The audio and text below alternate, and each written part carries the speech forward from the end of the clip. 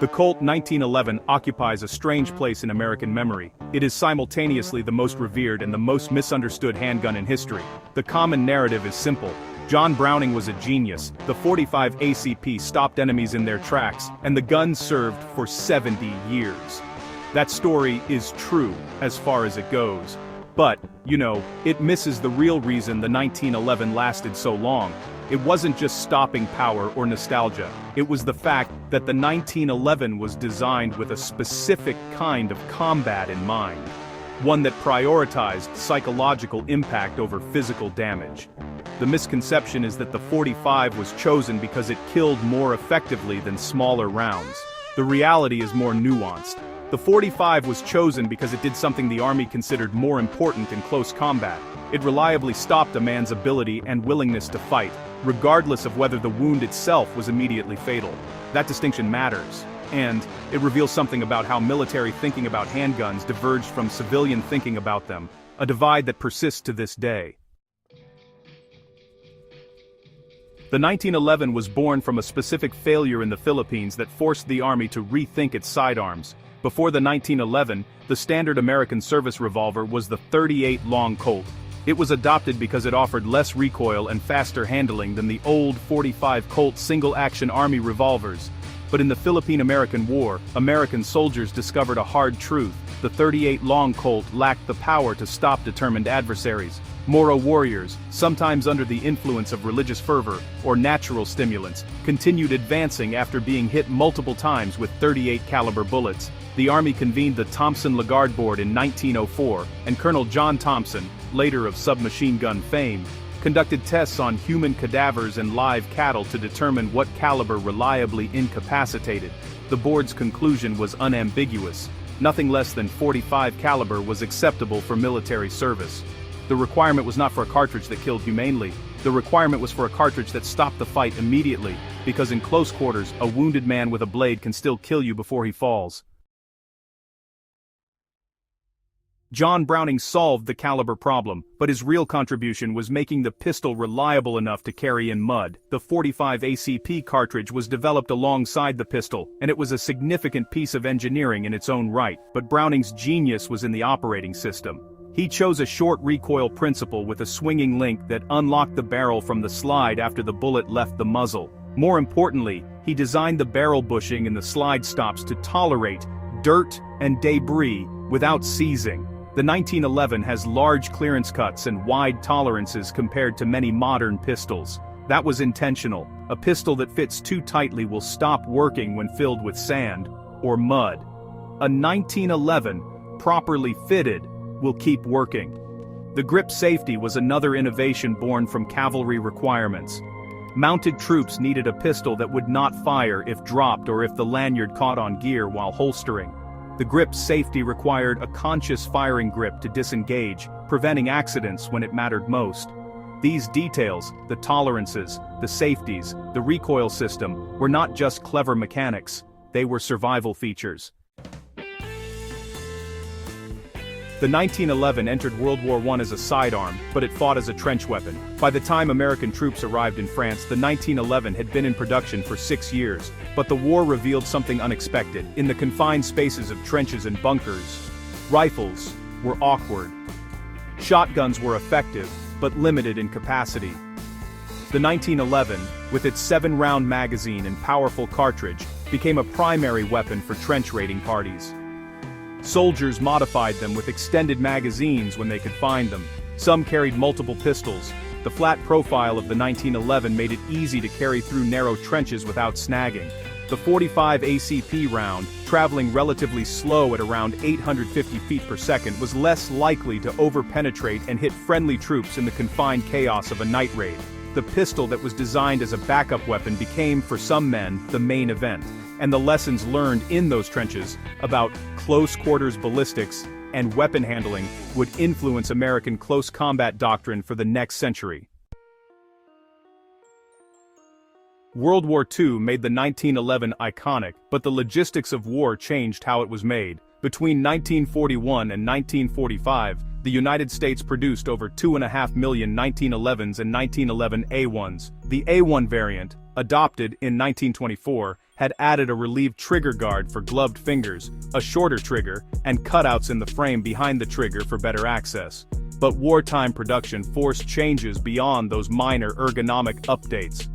Colt, alone, could not meet demand, so contracts went to Remington Rand, Ithaca Gun Company, Union Switch and Signal, and even Singer, the sewing machine company. These pistols varied in fit and finish. Some had Parker's finishes instead of bluing, some had plastic grips instead of walnut. But they all worked. The lesson here is that the 1911 design was robust enough to survive mass production by companies that had never built a pistol before. That is not true of every firearm. The design's forgiveness and manufacturing tolerances meant that a pistol made by a typewriter company could still function in the mud of Guadalcanal. For a nation fighting a global war, that industrial resilience was as important as any tactical advantage. The 1911 proved itself in environments that destroyed lesser weapons, but it also revealed its limits. In the humid jungles of the Pacific and later Vietnam, the 1911's wide tolerances continued to serve it well, but the ammunition proved problematic in one respect. The original .45 ACP ball ammunition was a full metal jacket round designed to feed reliably. It did, but its wounding characteristics were sometimes underwhelming. The round tended to punch straight through a target without yawing or expanding, delivering less energy transfer than modern hollow points would. This led to complaints that the .45 ball lacked stopping power, despite the caliber's reputation. The reality was that the round worked as designed. It met the military requirement for a projectile that would not expand and could penetrate barriers. But meeting that requirement sometimes meant the round performed poorly on unarmored human targets. This tension between the laws of war and terminal ballistics would eventually drive the search for a replacement. The 1911 refused to die even after the military replaced it because special operators kept it alive. In 1985, the U.S. military adopted the Beretta M9 chambered in 9mm as the standard sidearm. The decision was controversial. Many soldiers believed the 9mm lacked the stopping power of the .45, but the military had reasons. NATO standardization, higher magazine capacity, and lighter ammunition loads. Yet the 1911 did not disappear. Special operations units, particularly the newly formed Delta Force and some Navy SEAL teams, kept using 1911s. They contracted with custom shops like Kimber, Wilson Combat, and Les Baer to build modernized versions with tighter tolerances, better sights, and higher capacity magazines. These were not the loose-fitting pistols of World War II. They were precision instruments, but they retained the basic architecture Browning had designed 8 decades earlier. The 1911 survived because its ergonomics and trigger quality. The single-action trigger with its short, crisp pull remained superior to almost any double-action pistol on the market. For operators who live by shot placement, that trigger mattered more than capacity or ease of maintenance. The 1911 civilian afterlife teaches us something about what shooters actually value. Today, the 1911 is more popular as a civilian pistol than it ever was as a military sidearm. There are dozens of manufacturers producing hundreds of variants. Some are faithful reproductions. Others are highly modified competition guns with optics, extended controls, and lightweight frames.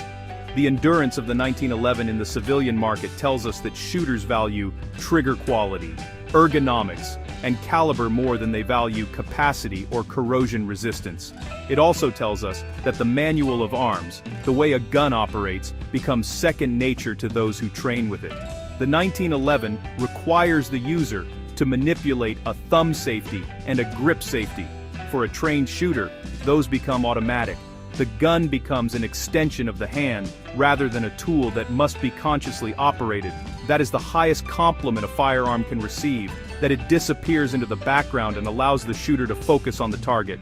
The 1911 is more than a pistol. It is a case study in how military requirements shape design, how industrial capacity determines what soldiers carry, and how user preference can keep a weapon alive long after its official replacement.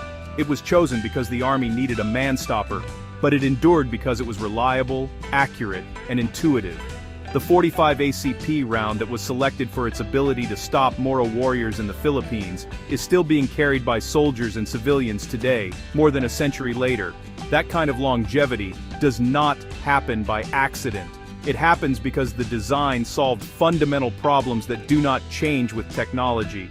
Men still need to stop threats quickly, weapons still need to function when dirty, and shooters still need to trust that when they squeeze the trigger, the gun will do exactly what they expect. The 1911 meets those needs. That is why it remains the classic it has always been. If you value this kind of in-depth historical analysis, make sure you're subscribed to War Machiner. We dig into the details that the glossy magazines skip. Hit the subscribe button and share this video with someone who needs to understand why the 1911 is still relevant after all these years.